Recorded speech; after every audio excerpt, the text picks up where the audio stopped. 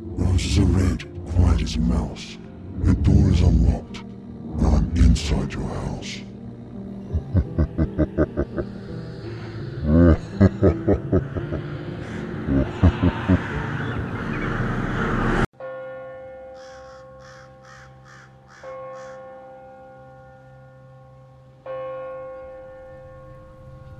This happened in 2011. I'd just gotten out of a rough relationship a few months prior to this happening.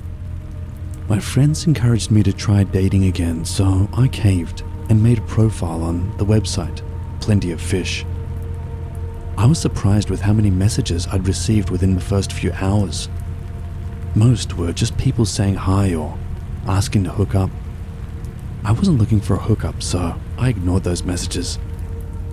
After about a week, a guy, roughly an hour away from me, messaged me. He was cute, so I messaged him back. The conversation was pretty casual at first. He asked if I'd like to go for a coffee sometime. Not thinking anything of it, I said sure. This is where it started to get weird. He started to get pushy and asked when we could grab a coffee. I told him I didn't have my own car, so I'd have to borrow my mum's car to meet up with him. He offered to come pick me up, but I wasn't comfortable with the idea. The next message made my blood run cold. It read, I'm sure your hometown isn't that big. If I knocked on a few doors, someone would be able to tell me where you lived. Are you crazy? I replied. I'm sorry, but that's kind of creepy. This just pissed him off. He messaged me multiple times after this. They said, You know I have a gun? I could shoot you and make you disappear. No one would look for you. You're nothing but a dirty slut. I could kill you. I'll throw you down a well, and no one will ever find you. I was really scared at this point, so I asked him to please leave me alone. He replied with the following. I know where your hometown is. It's not a big town. I can find you. At this point, I'd had enough, and I blocked him. I reported his account to Plenty of Fish and deleted my account. I was really on edge for the next few weeks after the fact. I was afraid he was actually going to come look for me. So, to the creepy guy who threatened to kill me on Plenty of Fish, let's not meet. Ever.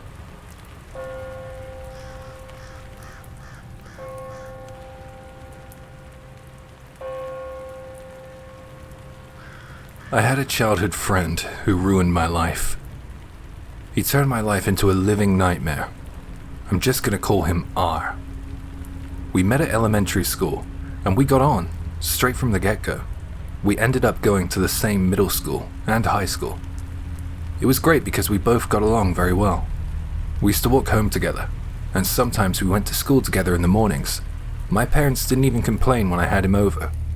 We weren't dating or anything like that, but I guess that it could have looked like we were. I didn't see many other girl-boy friend combos at my school. He was, to me, a very good friend.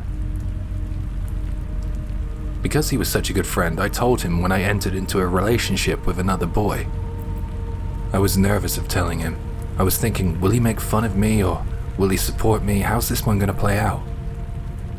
I told him, and initially he didn't react much, but later that day, at lunch, he punched through a window. I felt awful, but I didn't know if he did that entirely because of me. It was after that point that R's behavior began to drastically change.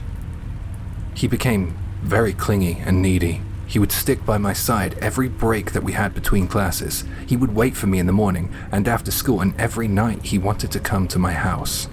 It wasn't just in person though. He was bombarding me with emails, texts, and calls every single night. If I didn't reply, he would send even more. I'm older now, and I can see how naive I was being every time I replied to him. I should have just cut ties, but that's hindsight for you. I shouldn't have given him the oxygen he needed to continue. Things started to get pretty creepy when I would wake up and see him right outside our house. Like literally, when I woke up in the morning, I'm talking before 7 a.m. I took the advice of some of my female friends and I confronted him one morning. I said to him, "Hey, I said I had a boyfriend, right? So maybe we should keep a little distance between us." The second I said that to him, he flipped out. "Why? I'm the one who's been with you this entire time. I understand you way more than he does, and I appreciate you more than he does. So why him and why not me?" He turned to try and put his arms around me, but I saw it coming in the nick of time. After that, he would appear whenever my boyfriend and I went out on dates, and sometimes it felt as if he would try to sabotage them. Whenever my boyfriend would come over, he would turn up at my house and start ringing the doorbell. I didn't know how to deal with someone like that at that age. He was relentless. I swear one time when my parents were out, it was just me and my boyfriend, R tried to break in. I heard several thuds and bangs coming from the front door. R would do other things too. He started spreading lies, specifically ones about my boyfriend at school. It seemed like he was hell-bent on breaking up our relationship. Things went downhill for R.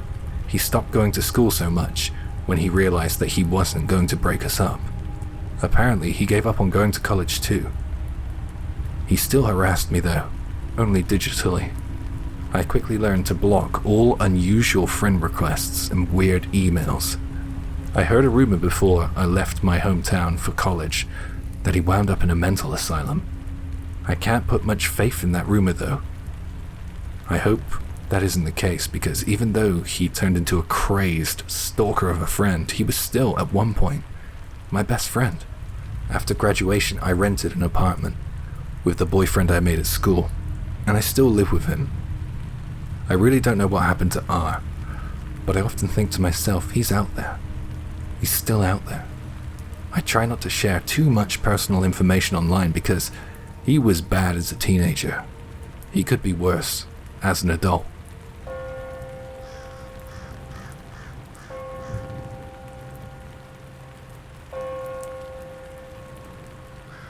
I just need to type this story out because it's still so unbelievably surreal to me that I can't even believe it's real. I'm not sure if this is the right sub to be posting this, but hopefully it applies. And apologies in advance because this will probably get long. So last fall, I started using dating apps seriously because I really wanted to branch out and meet new guys. I moved back home after I graduated college in May, which was still the pretty early stages of COVID, so I was lonely. I've only ever used Tinder, so my friend told me that I should try Bumble. And at first, it was fun. I matched with a few guys and there were nice ones, but the convos kinda died after a while, and I didn't really form a real connection with anyone on there. One of the guys I matched with asked for my Snapchat, which I gave to him so we could talk on there, and we also followed each other on Instagram. That kind of stuff is harmless to me, and I really don't think much of it. Our convos didn't last long, and we stopped talking after just a few days. He was a little strange, and I was turned off by it. And fast forward a couple of months, and I get a message from him on Instagram.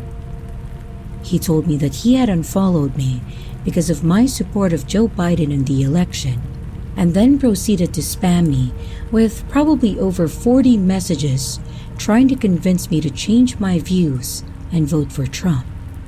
I'm a very liberal person, and if I would have known he was like this, I would have never spoken to him.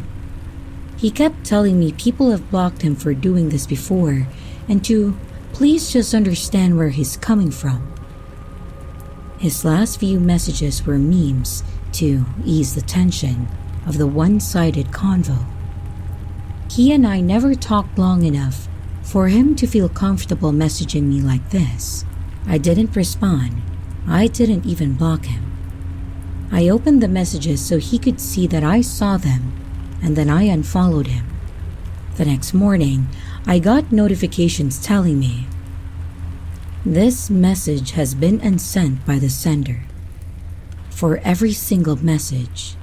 Of course, I screen recorded it and sent it to my friend to tell her what happened, because it was creepy and bizarre.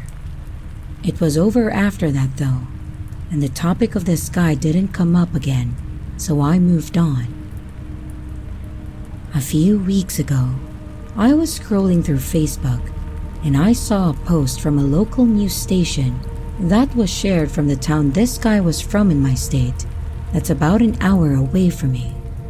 It was a news article about a guy who shot and killed an 87-year-old woman who lived in his apartment complex with a semi-automatic rifle. He was trying to get other residents out of their apartments until he was shot and killed as well by a resident in order to protect the others who lived there. And as I was reading about this, the guy's name and face seemed so familiar, and then it clicked. It was the same guy. I went back to the screen recording of the messages that I took months ago, and they confirmed it was him. I'm not sure how to describe what my response was, but I got really sweaty and my heart was racing when I made the realization. It's extremely disturbing knowing that I spoke to this man and even had a weird experience with him. It's been a few weeks since I found out, and I still feel weird about it. I was just reading about it again today since more details have been reported since the initial shooting. Sometimes, I think about the what-ifs. Like, what if I had responded to his messages the way I wanted to and called him a creep and weirdo and pissed him off to the point of violence and he tried to harm me? God, I hope the woman that he unfairly murdered is resting in eternal peace. Thank you for listening if you made it this far, and be wary of people on dating apps.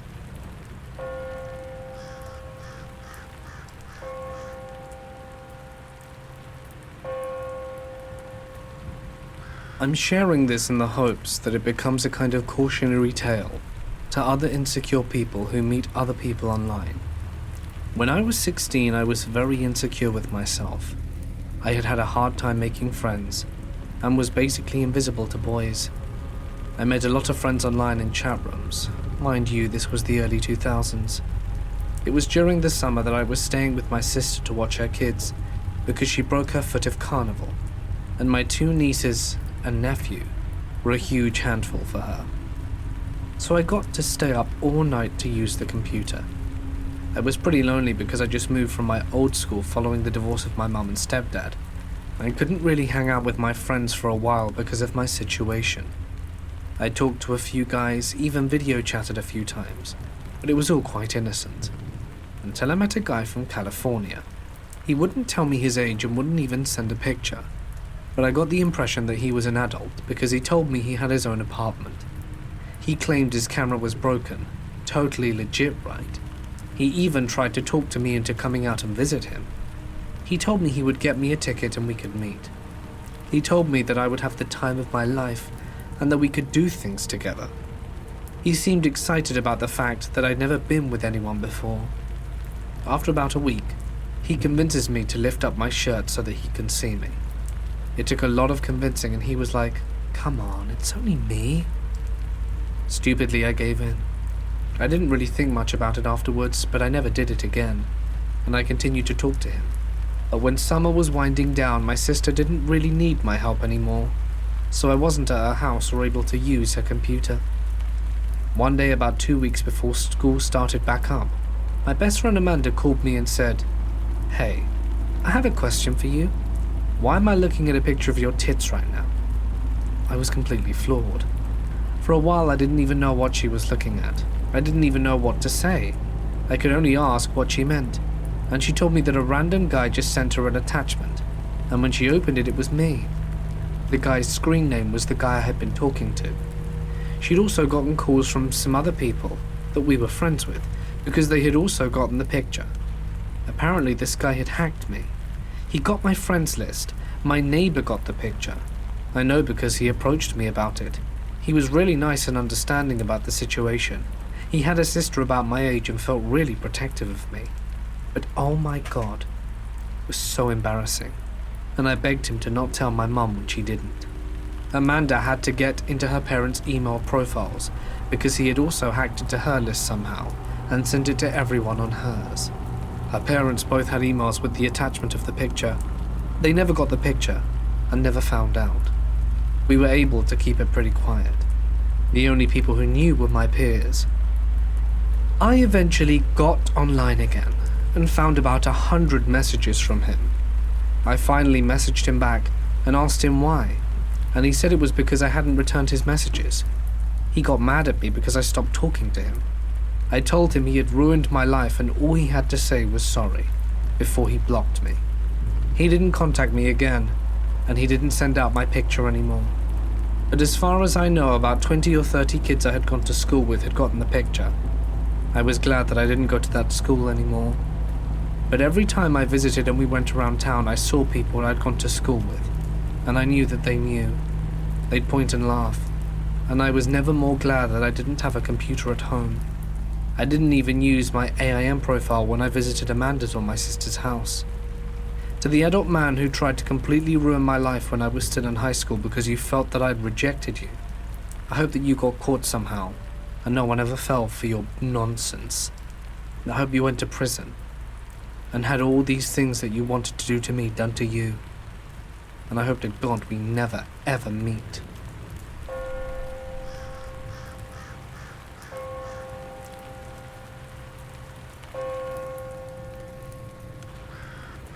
I never use these apps much, but there's one time that really stands out to me, and it happened to be from a dating app.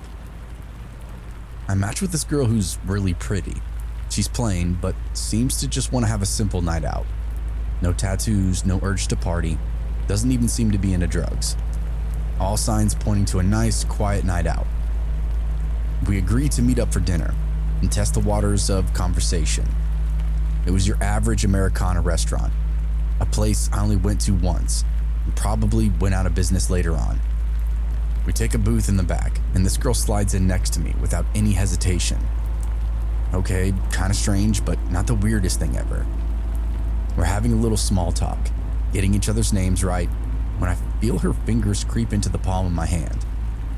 For some reason, I just kind of pretend not to notice. I mean, surely she's not trying to hold my hand 30 seconds after meeting me, right? As the waitress comes back to get our drink order, her fingers slide in between mine, that classic hand interlock. This is really happening. That's not the weird part though. Throughout the entire meal, she never let go of my hand. "Can you squeeze harder?" she asked me. "What?" I replied. "Come on, your hands are so big, mine are so little. Couldn't you squeeze them really hard?" She went on. I obliged because I thought she was cute. She giggled and wrung my wrist back and forth like we were on a walk or something, and not inside a packed restaurant. The waitress brought the meal back, and still this girl never let go. We did our best to eat with one hand, one utensil, while she continued to squeeze my hand harder and harder. Finally, I realized she wasn't being cute. She was just seriously strange. I saw the other tables looking at us with these confused looks, and I realized my conundrum. "You're so strong. You could really hurt someone," she explained to me. "Squeeze until I say ow," she insisted. "Huh?" was all I could mutter out. "Squeeze harder. Squeeze until you hear my bones pop," she instructed me. Okay, now I'm getting creeped out. It's almost like she wanted me to hurt her. Finally, I pulled my hand out of her wiry little grip. What had seemed like a for sure safe date turned out to be a total lunatic. I called for the tab while she pleaded for me not to go, that it was all a joke. I didn't understand. I paid the bill and walked out the front door. I never saw that girl again. I didn't even have to block her on the app because I deleted it immediately after.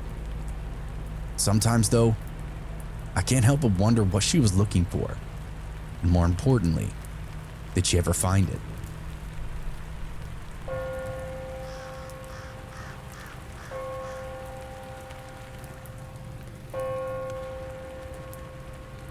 So, a bit of backstory.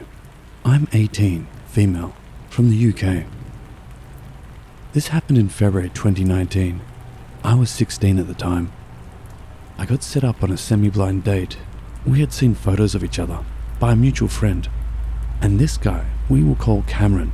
He was 19. Cameron seemed like your average guy, maybe a little into video games and anime and stuff, but overall nothing my friend told me about him seemed off in any way. Our mutual friend gave us each other's numbers and we texted for a night and decided to meet in a Starbucks the next day, since we were both free. I never like to meet new people this soon, but I figured since Cameron knew my friend, it couldn't possibly go wrong. How mistaken I was. I arrived slightly early, ordered my coffee since I never like guys to feel like they have to buy for me, and parked up on a seat facing away from the door and pulled out my book. I'm maybe there for 15 minutes, chilling out, and I get a text message saying he's here. So I'm like, great, I'm at X table. I feel a presence over my shoulder, and I turn my head slightly in acknowledgement. He must be here. Before I even get the chance to squeak out a hello, his lips latch onto my neck, and he starts sucking on my neck. Now, I don't like people touching my neck at the best of times. I'm very ticklish, and I get super uncomfortable by people even touching my neck. The few times I've had massages or hair treatments, I've been holding in my discomfort, and he's latched onto my neck like a leech. And this man smells horrendous, kind of like dust personified. I freak out and elbow his chest to get him the hell off me. He lets go and looks at me with this weird expression on his face and laughs in deadpan. It's really, really creepy, and I start to become alarmed. I ask him what the hell that was, and he just says, I thought it was cute. Cute? In what world? I try to have a conversation. I'm like, okay, first impressions don't mean anything. Let's try and give him a chance. But he's just creepily staring at my chest. He says, Wow, I didn't know Asians could have boobs like those. Better not let you go. Direct quote, I cannot make this shit up. I'm distinctly uncomfortable, but I don't want to just run away. He's giving me really weird vibes. So I go into the ladies' bathroom and wait for someone else to come in. I ask her to help me get out undetected. I don't want this man following me home or some shit. She of course agrees, and she lends me her hat and scarf. It's in February in the UK after all. And we come out of the bathroom together, and she manages to help sneak out of the back door of the Starbucks without him noticing me. He asked my friend where I went, but I told my friend to never mention me again. I was too terrified. I know I probably didn't behave well. I should have just told him I was leaving. But I was honestly just scared. Dear guy who decided it was appropriate to suck my neck before we had even said hello. Let's not meet again.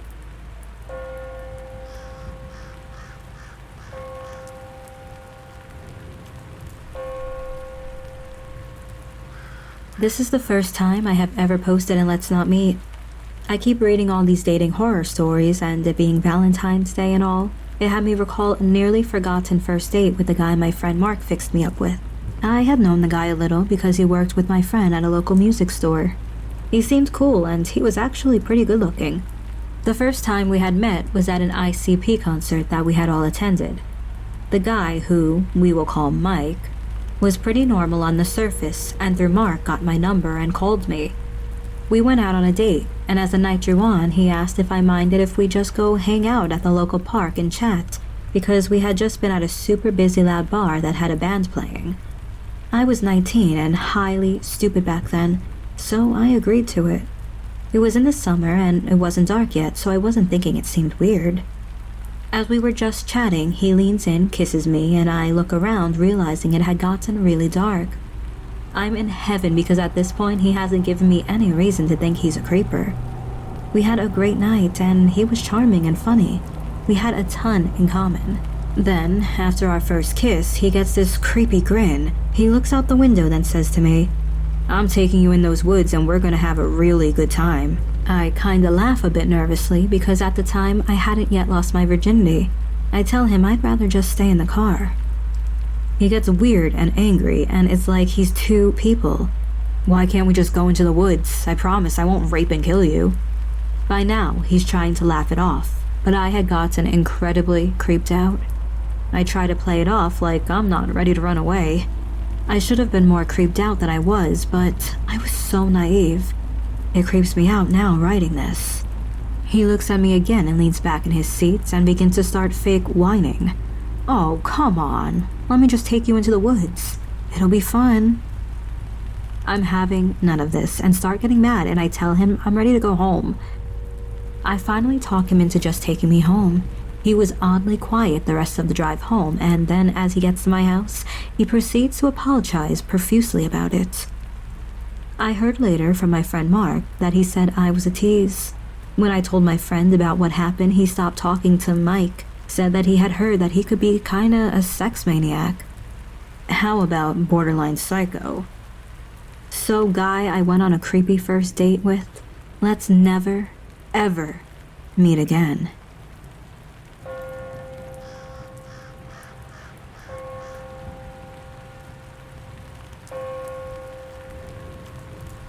I'm going to tell you about my dating experience with a government agent. Or was he? Not only will this post focus on bizarre events, but also what the relationship was like. I haven't been able to understand what happened, and I feel like I need more insight, so that's why I'm doing this. When I tell my family and friends, they are just as puzzled. I'm a 23-year-old gay guy from Michigan. I just deliver pizza and live at home with my parents. I have no affiliation with the government. A few years ago, I met an older guy online. He was here in Michigan visiting friends from Washington, D.C. He was nice, and we decided to hang out after chatting for a little while. I wasn't looking for anything serious, so when we hung out, it was casual. We would just have wine or get dinner. Sometimes alone, other times with his friends who live here in my area. The first thing that stuck out about him was when he told me what he does. He told me he works for a 3-letter agency, but he could not disclose which it was. All I knew was that his job is very demanding, and it was for some 3-letter agency in DC. Nothing felt weird at that point, until the magnet popped up. It's honestly hard to remember this in detail, so bear with me. I don't remember the first time seeing it, but I know that one day I noticed a small circular magnet just sitting by us. It looked like a metal washer, just a donut metal-shaped disc about the size of a pepperoni, but it was thick and shiny. I remember seeing a few of them around and even being stacked on each other. I can only remember what it looked like. I didn't say much about it at first. I kept my mouth shut when it came to anything possibly involving his work. I regret that now because it makes me feel like I was being vulnerable and naive. I wanted to impress him by respecting the private nature of his job, but in my gut I knew it was connected to his work somehow. I didn't know it at the time, but that weird metal thing would come back into conversation later. As our relationship, if you can even call it that, it was more like a fling, went on. He started to show more of his personality to me. I began to feel an energy of manipulation when I was with him, and I just felt intruded on. He was very sweet and doted on me, but it felt too good to be true. Tension began to rise very quickly because I wasn't giving him enough of my time, and I began pulling away. He was coming on too strong. It almost gave me a feeling of being captured. The more our strange dynamic played out, he began to tell me a little about work, slowly intertwining it with other aspects of his life. I don't remember why or when, but at some point he told me about the magnet. Here's the best way I can explain this. Because of his job, he has foreign entities who literally try to mess with and interfere with his life. When you read that, you probably aren't completely understanding what I mean. Apparently there was some sort of foreign entity that would use advanced technology, send some sort of disrupting wave of energy to him to distort his thoughts and emotions. I don't know how severe this was, but apparently it was very hard for him to cope with. He told me the metal object's purpose was to block that interference from affecting us. This was a lot to digest. I didn't know what to think. Foreign entities using mind control on him? Now I'm going to make a list of the weirdest parts and why I still rack my brain about this encounter to this day. 1. One day the magnet was stuck to my phone. I pulled it off and ignored it. 2. I never found out which agency he worked for, and I wonder if it was an illusion of grandeur looking back now. He had a friend in Florida who was a lady in her probably 60s. He told me he stayed with her during the pandemic. When he FaceTimed her one day, she picked up a small object with a screen on it and asked if it was his. When he said yes, she quickly hid it. Also, he had a lot of weird flashy technology I've never seen before. 3. If the foreign technology shit is real, did it affect me? Can it cause cancer? 4. He ended up showing a very strange and manipulative side of himself, insisting I should have invited him to dinner with my family at Christmas, even though we had just met. 5. The one time we hung out in a hotel, he told me he was stepping out briefly and was gone for almost 4 hours. 6. He told me his ex-boyfriend was found slaughtered after begging him not to go out one night, but the boyfriend insisted. He told me the name and said I could look it up, but at the time I regrettably just didn't for some reason, so I don't have the information about the incident or person. These 6 points creep me out when I look at them together, which I'm leaving open to your interpretation. The fling came to an end when I didn't give him enough of my time, and then he refused to see me again. His manipulative side became very visible when he would blow me off just to hit me with a "miss you" text. He became so manipulative after initially being so loving. Red flag? Thinking back to the last time I saw him, I'm glad I got out safe. We were at an Airbnb and he started crying, but I didn't. It was so weird. He was the one crying, but then blew me off. When I asked why he was crying that night, it was because he felt so worried for what this would do to me. What was he thinking would happen to me? Probably just manipulation, but it just was really strange, and thinking back it felt like I was with a truly weird person, and I was not safe in that moment. Nothing bad happened, but my gut just tells me it wasn't right. I wonder what the magnet truly was and why he wanted to make things serious so fast. I really am curious who that person was and his true intentions.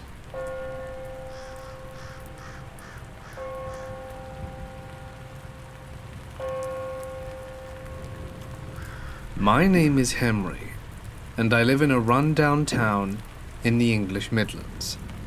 This particular town is semi-rural though, and is surrounded by farmland, paddocks, and on one side the estate of a duke. There are also at least 3 small areas of woodland dotted around within the town, one of which is very close to my school, filling the gap between the local athletic track and the train line. It is best accessed by crossing an old bridge that is now covered in grass, but once had itself carried a train track. I suppose this must mean that most of the trees there were planted within my parents' lifetime, after the railroad connections were overhauled. I'm now in my late teens, but this story takes place several years ago, when I was 13. I was a hormone-driven adolescent, and in some ways still naive. Also, I was, and still am, sexually submissive. I largely attributed this to my first kiss being physically forced on me by a girl called Natalie, but I digress. At the aforementioned school near the wood, I became good friends with a guy called Ben. His sister Alice was also in our year at school. They were twins, you see. Despite that, Ben seemed to distance himself from Alice as much as possible. I assumed this to merely be sibling rivalry, or perhaps an excessive fear of potential embarrassment. Alice had a pretty face, and an attractively plump bottom. Boys mostly ignored her though, partly because she was quiet, and partly because, to be honest, she often looked a bit of a mess. Seemingly unbrushed hair, heavily creased blouse, smudged mascara. Not all the time, but such things weren't rare. I fancied her anyway, though. In fact, her intermittently disheveled appearance seemed to me to somehow add to her charm. Her brother Ben noticed the frequency to which I looked at her, and the way that I did so, and told me to stay away from her. I presumed it was just him being protective of his sister, and I ignored him, and asked her out anyway, keeping it a secret from Ben.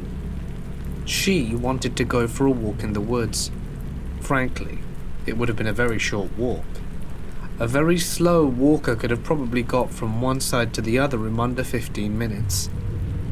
I guessed, therefore, that Alice had more in mind for us to do in the woods than just walk, and this seemed like an exciting prospect. So on the Saturday late in the afternoon, I met her by the wood. We headed in, holding hands. She guided us away from the main trail and diagonally down the bank, dodging foxholes and branches. Suddenly, she turned to me and said, "Do you like bondage, Henry?" I blushed. We were still quite young, and I didn't expect Alice to also have come across it. Yes, actually," I said. Letting go of my hand, she crouched down by a large tree with a hollow in the trunk, reached into the dark, damp hole, and retrieved from it a small metal box. She set it on the ground and flicked open the clasps. When she opened it, my eyes went wide at the contents. A wide variety of items, almost none of which I expected Alice to possess. Cigarettes, a pocket knife, oracle cards, an adult toy, and some other items. Most relevantly to her inquiry, there was a pair of handcuffs, real ones, not the sort where you flick a little switch and they open. No, these ones required the key. She cuffed me to a tree, and I cooperated. It was exciting.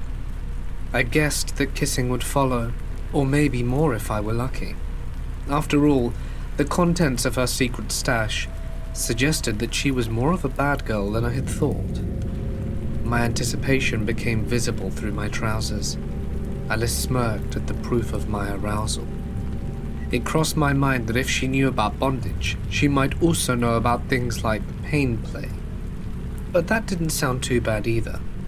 Of course, I was imagining the safe, sane, and consensual kind of slap on the cheek and a pinch kind of thing.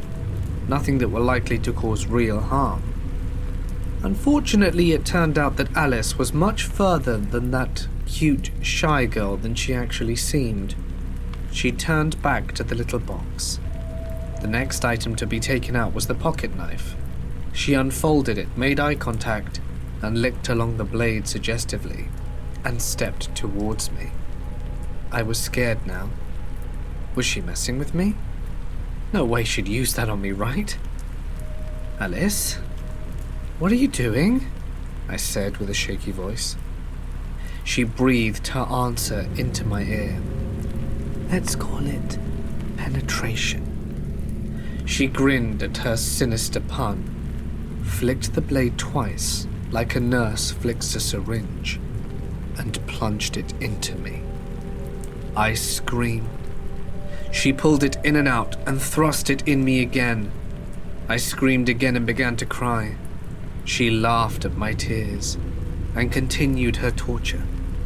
In total, she stabbed me 5 times on the right side of my stomach, just above my left hip, my right arm, my left shoulder, and my right thigh, narrowly missing my femoral artery.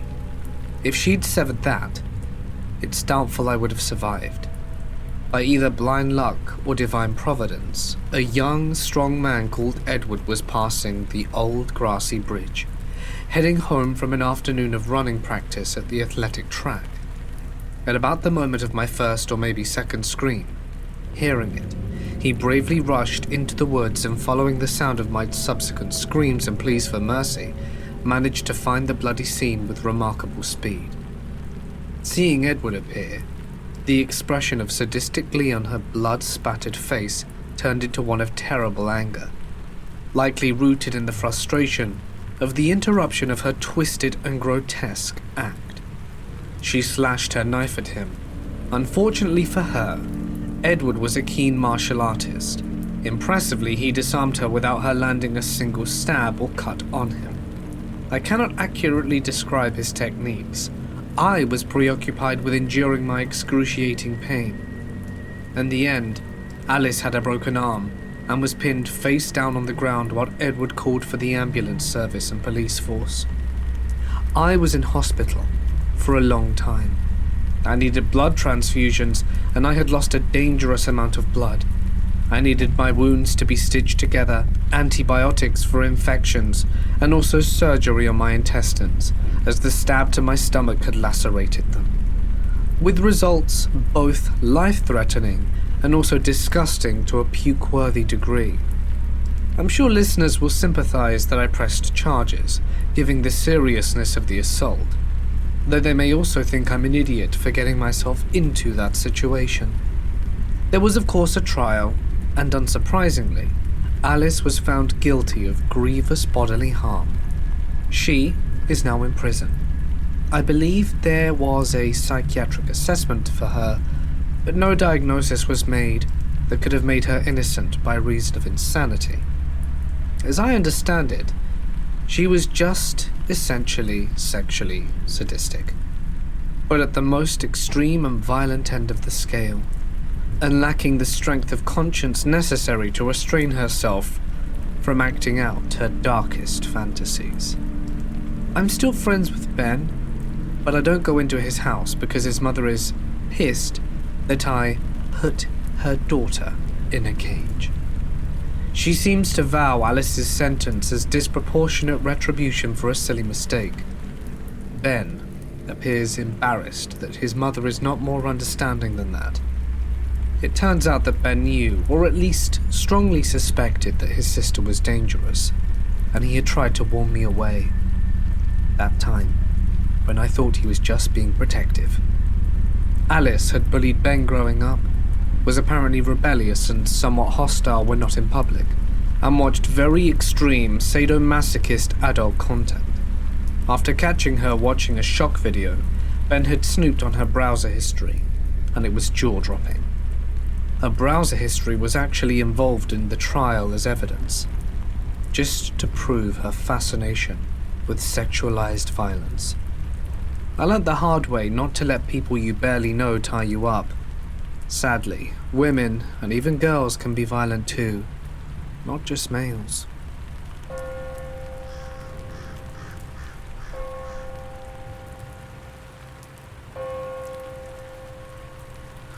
I was 21, recently became a police officer, and also recently dumped. So my friend suggested Tinder. As a 21-year-old and new cop, I had the I'm invincible and I can take on anyone mentality. I matched with a very good-looking, out-of-my-league female. We chatted and eventually set up a date to meet. She said she had a great open field to look at the stars and hang out, and we could meet up at her house. So the night came. I was excited, and she seemed to be excited when I picked her up. She guided me to the field, and it looked nice. Open space, woods, deer and other wildlife. In the field, I noticed really dim headlights in the distance. Then, a van started driving towards us and pulled up in front of us almost close enough to block me from going forward.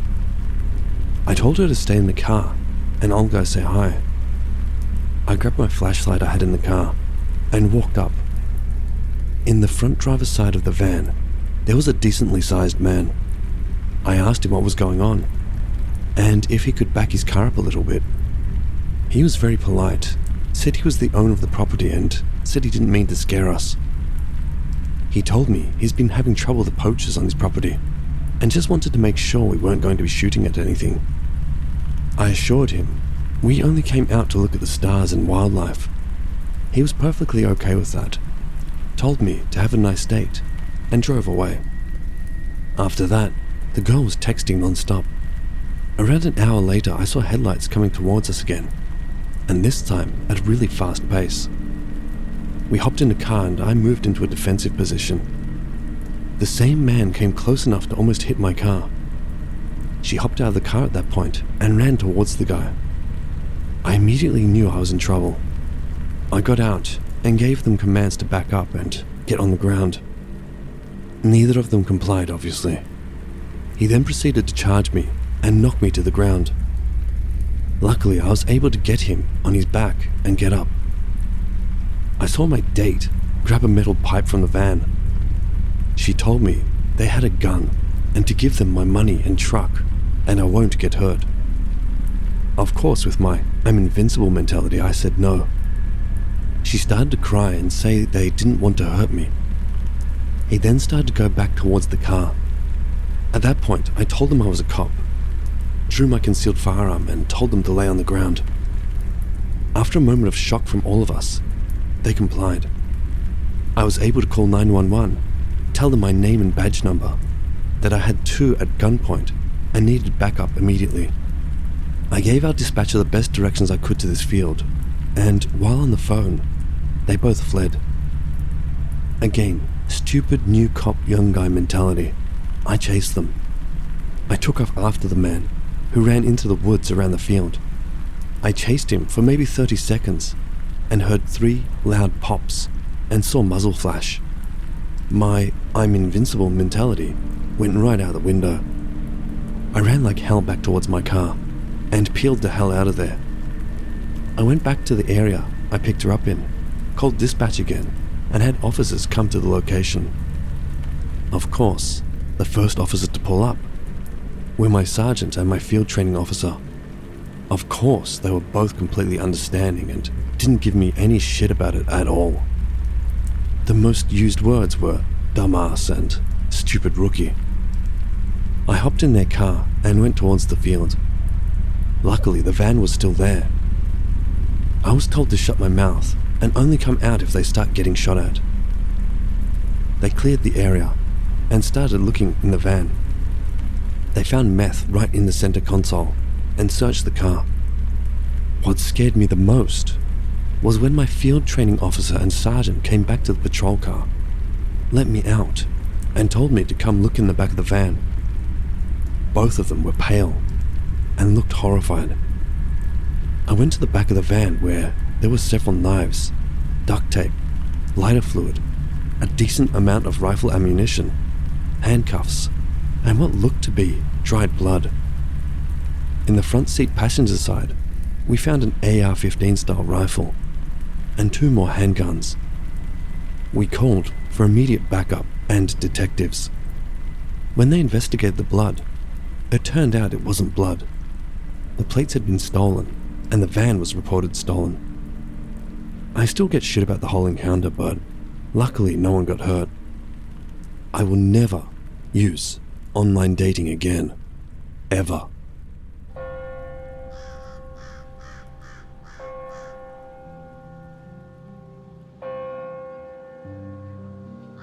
Hello watchers and listeners, thank you so much for watching.